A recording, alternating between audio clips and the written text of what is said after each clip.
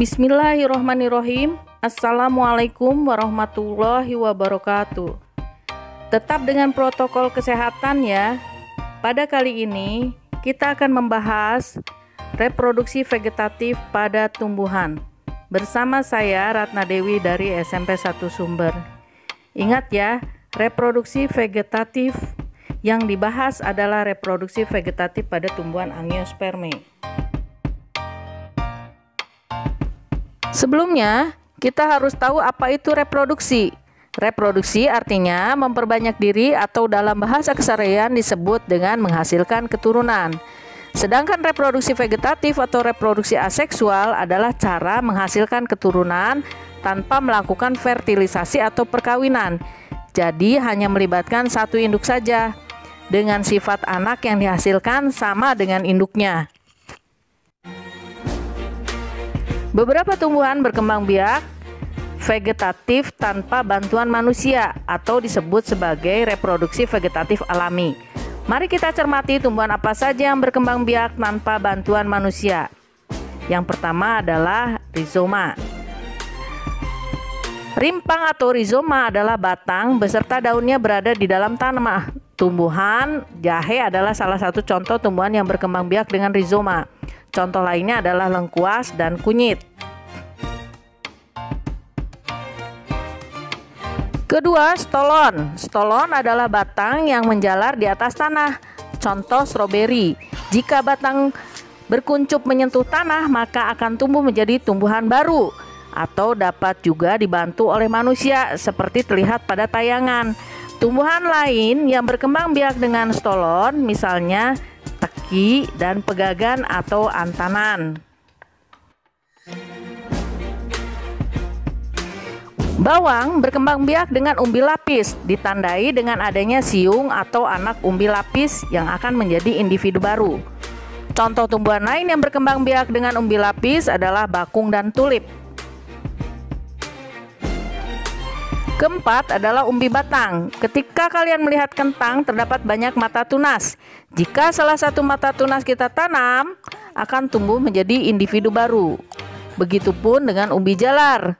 Kentang dan umbi jalar berkembang biak dengan umbi batang, yaitu batang yang menggelembung di tanah yang berisi cadangan makanan. Kemudian wortel. Wortel adalah tumbuhan yang berkembang biak dengan umbi akar. Umbi akar adalah akar yang tumbuh membesar karena berisi cadangan makanan. Berbeda dengan umbi batang ya, umbi akar tidak mempunyai mata tunas pada umbinya. Contoh lain umbi akar adalah bit dan lobak. Kuncup adventif daun. Kuncup yang terdapat pada tepi daun cocor bebek merupakan individu baru. Jika tunas tersebut jatuh di atas tanah pada kondisi yang sesuai, maka tunas tersebut akan tumbuh menjadi individu baru. Perkembangbiakan vegetatif juga dapat dilakukan dengan bantuan manusia. Perkembangbiakan vegetatif tersebut disebut dengan perkembangbiakan vegetatif buatan.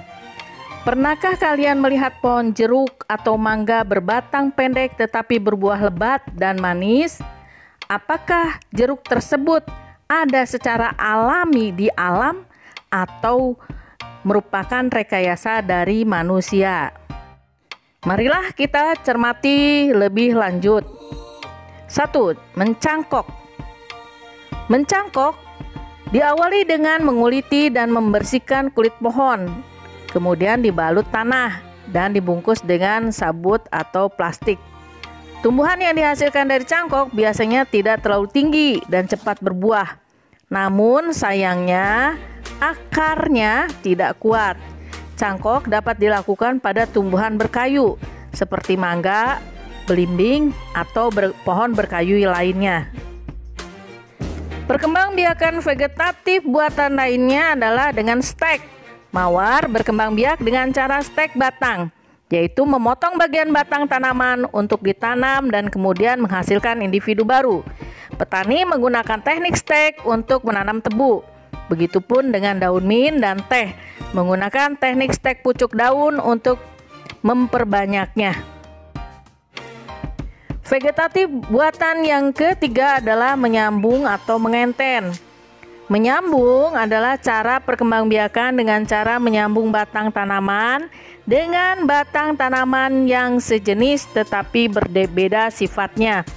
Misalnya, mangga disambung dengan 3 mangga yang berbeda sifatnya sehingga menghasilkan 3 jenis mangga yang berbeda. Begitupun dengan tanaman bougainville yang sering disambung hingga menghasilkan bunga yang beraneka warna. Vegetatif buatan keempat adalah merunduk. Merunduk dapat dilakukan dengan membenamkan tangkai tanaman ke tanah sehingga bagian tertanam dalam tanah tumbuh tunas baru. Kemudian tunas baru itu dapat dipisahkan dari induknya.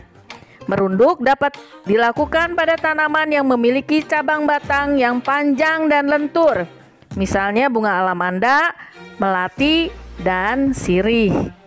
Perkembangbiakan vegetatif kelima adalah menempel atau okulasi. Okulasi dilakukan dengan menempelkan mata tunas yang ada pada kulit tanaman pada batang tanaman lain yang masih satu jenis. Pohon jeruk batang kuat berbuah masam ditempel dengan jeruk batang tidak kuat berbuah manis, maka akan dihasilkan pohon jeruk yang masih muda menghasilkan buah banyak dan rasa manis. Teknik okulasi dapat dilakukan pada tanaman lain seperti mangga dan lain-lain. Kesimpulannya adalah tumbuhan dapat berkembang biak dengan menggunakan bagian tumbuhan seperti akar, batang, ataupun daun. Cara perkembangbiakan seperti ini disebut dengan perkembangbiakan secara vegetatif. Tumbuhan dapat melakukan perkembangbiakan vegetatif karena tumbuhan memiliki sel-sel yang memiliki kemampuan untuk berkembang menjadi berbagai jenis sel penyusun jaringan dan organ tumbuhan yang disebut dengan sel meristem. Keturunan yang dihasilkan dari perkembangbiakan vegetatif memiliki sifat atau karakter yang sama dengan induknya. Sekian pembelajaran kali ini, semoga dapat dimengerti. Jangan lupa like dan subscribe-nya ya. Terima kasih. Assalamualaikum warahmatullahi wabarakatuh.